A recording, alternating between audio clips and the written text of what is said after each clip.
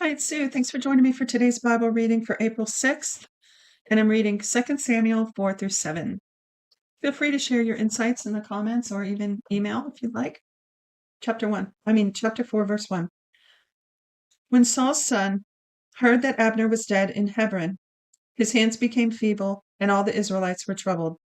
Saul's son had two men who were captains of raiding bands. Okay, time out already. 30 seconds into the reading. You notice it doesn't say who Saul's son was? Jonathan just died, so which son are we talking about? So this is back to the topic of analyzing this translation, the World English Bible. It has those unclear pronouns where it never gives you the antecedent of the pronoun to tell you who they're referring to. It'll be talking about John Doe, and then it'll say she's something or he's something, but it's not referring back to John Doe. It's referring to the person that answered John, something like that. So, and it has some illogical and awkward transitions. So interesting and odd sequencing. Like it'll have seemingly sentences out of order, but that's not just this version. A lot of the Bible does that. And in this one, I'm sure, or I assume it's just because it's such a literal translation, they purposely didn't make those adjustments because it would not be literal translation anymore after that. So it has to do with the methodology that they chose. It's a standard way of translating. So it's interesting. So anyway, here once again, they don't tell you who they're referring to, and there are places in the Bible where you simply can't get an answer for some things because it's just not there. Unless God shows you specifically what it is, you're just not going to know. So I don't know if there's a way to know, or if it tells us further down which son this is, or maybe just my ignorance because I don't know, who else it would have been. All right, so back to this. 4 verse 1. When Saul's son heard that Abner was dead in Hebron, his hands became feeble, and all the Israelites were troubled. Saul's son had two men who were captains of raiding bands. The name of the one was Baanah, and the name of the other Rechab, the sons of Rimmon, the Beerothite, of the children of Benjamin, for Beeroth was also considered a part of Benjamin, and the Beerothites fled to Gittaim and have lived as foreigners there until today. So I love how they really tried to record and keep track of the tribes and the family line. Verse 4. Now Jonathan, Saul's son, had a son who was lame in his feet. He was 5 years old when the news came out about Saul and Jonathan out of Jezreel, and his nurse picked him up and fled. As he hurried, as she hurried to flee, he fell and became lame. His name was Mephibosheth. Mephibosheth. Now I've said that name 100 times, if ever, but it is a long word, Mephibosheth. The sons of Rimmon the Beerothite, Rechab and Baanah, went out and came at about the heat of day to the house of Ishbosheth as he took his rest at noon. They came there into the middle of the house as though they would have fetched wheat, and they struck him in the body, and Rechab and Baanah his brother escaped. Now when they came into the house, as he lay on his bed in his bedroom, they struck him, killed him, beheaded him, and took his head, and went by the way of the Arabah all night. They brought the head of Ishbosheth to David to Hebron, and said to the king, Behold, the head of Ishbosheth, the son of Saul, your enemy, who sought your life. Yahweh has avenged the Lord of the king today of Saul and of his offspring. David answered Rechab and Baanah his brother, the sons of Rimmon the Beerothite, and said to them, As Yahweh lives, who has redeemed my soul out of all adversity, when someone told me, Behold, Saul is dead, thinking that he brought good news, I seized him and killed him in Ziklag, which was the reward I gave him for his news. How much more, when wicked men have slain a righteous person in his own house on his bed, should I now not require his blood from your hand? Rid the earth of you. David commanded his young men, and they killed them, cut off their hands and their feet, and hanged them up beside the pool of Hebron. But they took the head of Ishbosheth and buried it in Abner's grave in Hebron. Then all the tribes of Israel came to David at Hebron and spoke, saying, Behold, we are your bone and your flesh. In times past, when Saul was king over us, it was you who led Israel out and in. Yahweh said to you, You will be a shepherd of my people Israel, and you will be prince over Israel. So all the elders of Israel came to the king of Hebron, and King David made a covenant with them in Hebron before Yahweh, and they anointed King David over Israel. They anointed David king over Israel. David was 30 years old when he began to reign, and he reigned for 40 years. Now, wow. I mean, he was only 30, but he had lived a whole lifetime, it seems like, before that. Just reading through First Samuel, all the stuff that he went through. Wow. Verse 5. In Hebron, he reigned over Judah 7 years and 6 months, and in Jerusalem, he reigned 33 years over all Israel and Judah. Excuse me. The king and his men went to Jerusalem against the Jebusites, the inhabitants of the land, who spoke to David, saying, The blind and the lame will keep you out of here, thinking, David can't come in here. Nevertheless, David took a stronghold of Zion. This is David's city. David said on that day, Whoever strikes the Jebusites, let him go up to the watercourse and strike those lame and blind who are hated by David's soul. Therefore they say, The blind and the lame can't come into the house. David lived in the stronghold and called it David's city. David built around from Milo and inward. David grew greater and greater, for Yahweh the God of armies was with him. Hiram, king of Tyre, so that's up north of Israel, sent messengers to David with cedar trees, carpenters, and masons, and they built David a house. David perceived that Yahweh had established him king over Israel, and that he had exalted his kingdom for his people, Israel's sake. Now, from what I understand, Hiram also was the one that helped Solomon, and he was a key part in building the Temple of Solomon. And if I remember correctly, of him bringing gold to him. And Pastor Ron Phillips wrote a book, and you can probably find videos on this or audio, but it's a book called The Hiram Code, and it talks about this whole scenario and how Hiram was so helpful and how God gave him peace. I think God gave Tyre or Hiram's kingdom 600 years of peace after this, just because of his friendship with Israel. So it's pretty interesting history there. And David fought all these encampments of giants and basically cleared out the land, and Solomon had peace during his reign. So thanks to David, he made alliances with different kings, and I guess from what I heard from what's his name? I can't think of his name right now. A really wonderful scholarly professor who teaches through the Bible. He said that there's main roadways. I think there was the one along the Mediterranean coast, one along the mountains and such, from Egypt all the way up, that there's like outposts along there and different, I guess, kings or maybe tribes, or I'm not really sure how it was all laid out, that kind of guarded or watched over or controlled the movement of goods and travel along those roadways. So somehow David, in all these battles and all these wars, was able to strategically take control or at least make alliances along those, and also destroyed the invaders that God did not want there. Banished them from the land or killed them, annihilated them. So this man Hiram, king of Tyre, is part of all this developing of the kingdom and eventually the first temple, Solomon's temple.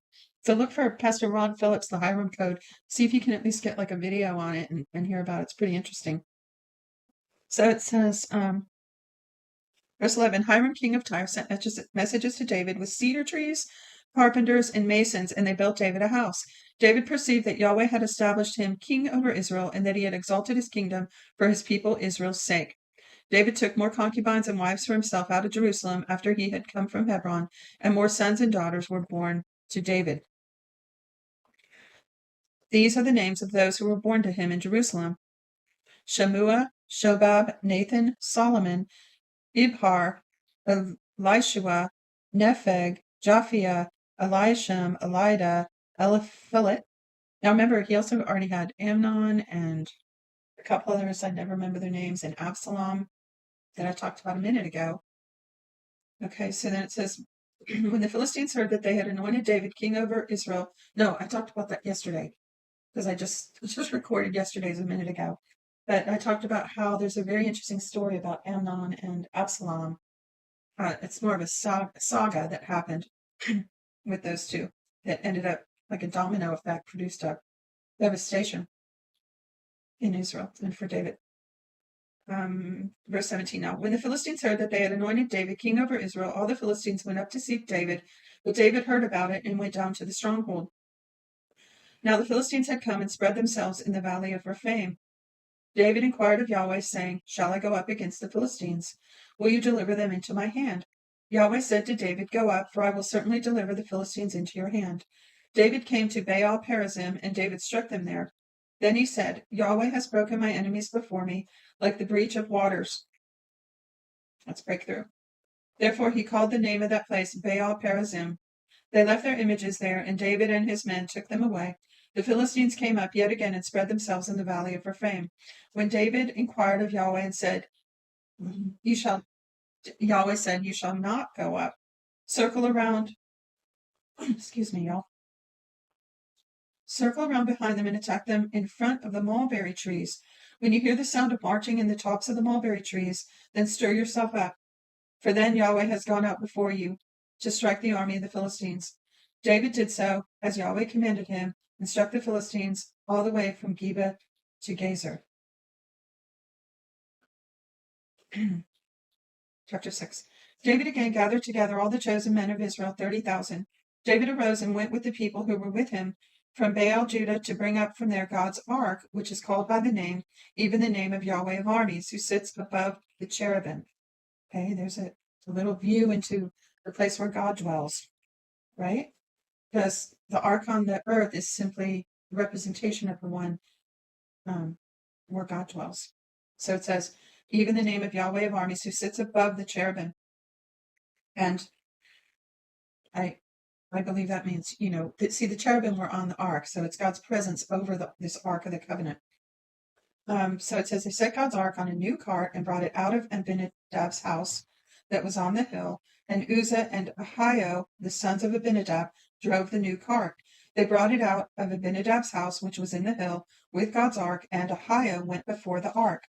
David and all the house of Israel played before Yahweh with all kinds of instruments made of cypress wood, with harps and stringed instruments, with tambourines, with castanets, and with cymbals. When they came to the threshing floor of Nacon, Uzzah reached out for God's ark and took hold of it, for the cattle stumbled. Yahweh's anger burned against Uzzah, and God struck him there for his error, and he died there by God's ark.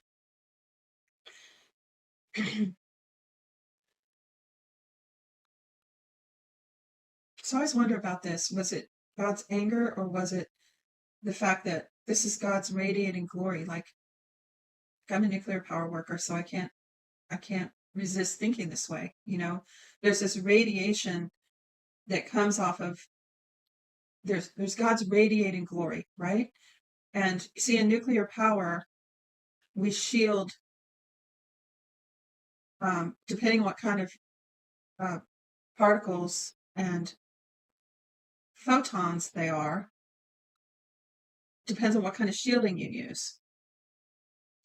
And for neutrons, you use concrete, gold, and water. So you have the Holy of Holies in the tabernacle and later the temple.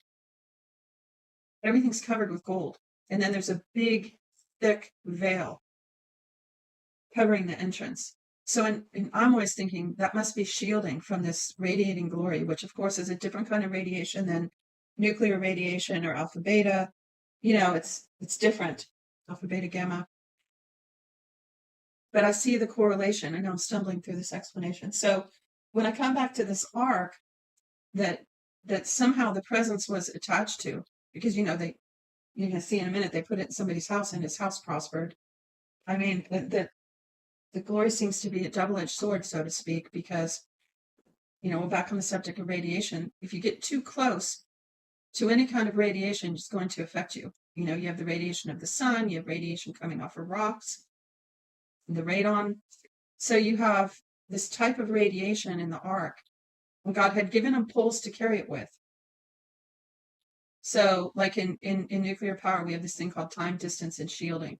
So you make a certain distance from the radiation depending on its radiation level, or you use a certain type of shielding to protect yourself. Well, God had given them poles to carry the ark with for a reason, right? And this guy didn't follow protocol. He reached out and touched it. Well, if you do that kind of thing in nuclear power, not only do you get in really big trouble with the company and the feds, you get hurt. So it's serious, and obeying God was serious to all these people.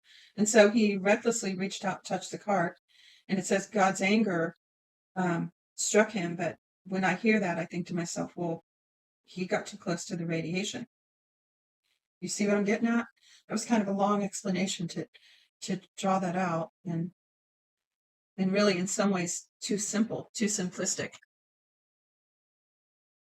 Oh, I could talk about that for a while, make those parallels between, radiation in the industry and this radiating glory of God. And I have talked about that before, some of the other aspects. It's so interesting. I just love it. So anyway, it says, Yahweh's anger burned against Uzzah, and God struck him there for his error, and he died there by God's ark. I think he was killed by radiation exposure myself. David was displeased because Yahweh had broken out against Uzzah, and he called that place Perez Uzzah. To this day, David was afraid of Yahweh that day, and he said, how could Yahweh's ark come to me? So David would not move Yahweh's ark to be with him in David's city, but David carried it aside into Obed-Edom, the Gittite's house. Yahweh's ark remained in Obed-Edom, the Gittite's house, 3 months, and Yahweh blessed Obed-Edom and all his house. I bet you they didn't reach out and touch it, right? King David was told, Yahweh has blessed the house of Obed-Edom and all that belongs to him because of God's ark. So David went and brought up the ark from the house of Obed-Edom into David's city with joy. There's that joy again. When they chose, bear with me, let me make a note of this scripture reference. 2 Sam 6, 13, 12. Okay. So they brought it up to David's city with joy. When those who bore Yahweh's ark had gone 6 paces, he sacrificed an ox and a fattened calf. David danced before Yahweh with all his might, and David was clothed in a linen ephod. So David and all the house of Israel brought up Yahweh's ark with shouting and with the sound of a trumpet. As Yahweh's ark came into David's city, Michal, the daughter of Saul, looked out through the window and saw King David leaping and dancing before Yahweh. She despised him in her heart. Now, this is the first time I ever thought of this, but I wonder if she despised him because she was mad at him for bringing her from her husband. Possibly. They brought in Yahweh's ark and set it in its place in the middle of the tent that David had pitched for it, and David offered burnt offerings and peace offerings before Yahweh. When David had finished offering the burnt offering and the peace offerings, he blessed the people in the name of Yahweh of armies. He gave to all the people, even among the whole multitude of Israel, to both men and women, to everyone a portion of bread, dates, and raisins. So all the people departed, each to his own house. Then David returned to bless his household. Michal, the daughter of Saul, came out to meet David and said, how glorious the king of Israel was today, who uncovered himself today in the eyes of the servants of his servants, as one of the vain fellows shamelessly uncovers himself. David said to Michal, it was before Yahweh who chose me above your father and above all his house to appoint me prince over the people of Yahweh, over Israel. Therefore I will celebrate before Yahweh. I will be yet more vile than this, and will be base in my own sight. But of the servants of whom you have spoken, they will honor me. Michal, the daughter of Saul, had no child to the day of her death. See what I mean? It's what, maybe I talked about this yesterday. It's what I was saying, like there's certain leaders that God has anointed and appointed, and yet they make their own enemies, rightfully so. She had probably had reasons for not liking him. I used to have a bad impression of her, and now I'm looking at it totally different.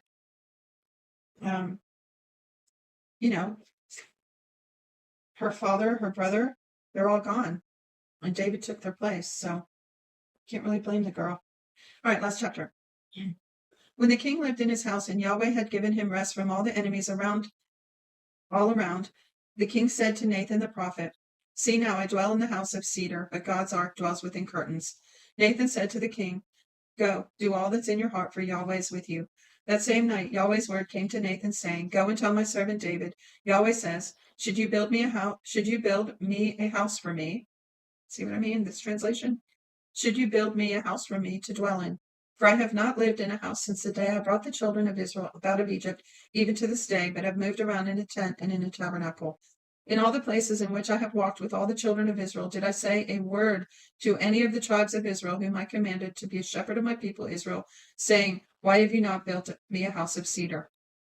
Now therefore tell my servant David this, Yahweh of armies says, I took you from the sheep pen, from following the sheep, to be prince over my people, over Israel. I have been with you wherever you went, and have cut off all your enemies from before you. I will make you a great name, like the name of the great ones who are in the earth. I will appoint a place for my people Israel, and will plant them, that they may dwell in their own place and be moved no more. The children of wickedness will not afflict them any more, as at the first.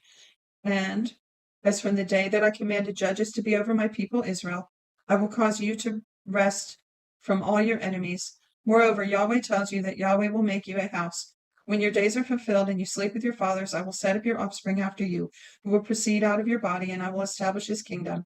He will build a house for my name, and I will establish the throne of my kingdom forever. I will be his father, and he will be my son. If he commits, excuse me, if he commits iniquity, I will chasten him with the rod of men and with the stripes of the children of men. But my loving kindness will not depart from him, as I took it from Saul, whom I put away before you. Your house and your kingdom will be made sure forever before you. Your throne will be established forever. Nathan spoke to David all these words, and according to all this vision. Then David the king went in and sat before Yahweh, and he said, Who am I, Lord Yahweh, and what is my house that you have brought me this far? This is yet a small thing in your eyes, Lord Yahweh, but you have spoken also of your servant's house for a great while to come, and this among men, Lord Yahweh. What more can David say to you, for you know your servant, Lord Yahweh? For your word's sake, and according to your own heart, you have worked all this greatness to make your servant know it. Therefore you are great, Yahweh God. There is no one like you, neither is there any God beside you, according to all that we have heard with our ears.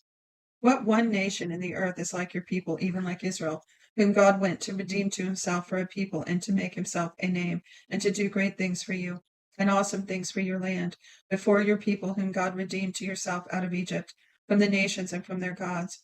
You established for yourself your people Israel, to be your people forever, and you, Yahweh, become their God. Now, Yahweh God, a word that you have spoken concerning your servant and concerning his house, confirm it forever, and do as you have spoken. Let your name be magnified forever, saying, Yahweh of armies is God over all Israel, and the house of your servant David will be established before you. For you, Yahweh of armies, the God of Israel, have revealed to your servant, saying, I will build you a house. Therefore your servant has found in his heart to pray this prayer to you. Now, O Lord Yahweh, you are God, and your words are truth. You have promised this good thing to your servant. Now, therefore, let it please you to bless this house of your servant, that it may continue forever before you. For you, Lord Yahweh, have spoken it. Let the house of your servant be blessed forever with your blessing. So I love there that he's repeating God's word back to him and agreeing with it. New Testament principles. The Bible says there's a place, I don't know the address, but it says God is saying, to rehearse his word to him in his ears. Put me in remembrance of my word, it says. So here David's doing that. He's repeating back and saying, yes, may it be as you've said. He's releasing his faith and putting himself in agreement, submitting to God's word, all things that are principles for us to apply to our life today. Just like Mary did when the angel came to her and told her she was going to have a son, right? She submitted to that word humbly and accepted it. In fear and trembling even, right? So that's it for today. Please feel free again to share your thoughts. Check for the links in the description. Get that 2 Samuel overview I'm going to post right at the beginning of the description. And if I can find the other video about Amnon and Absalom, I'll post that there too. Okay, God bless you. Till next time.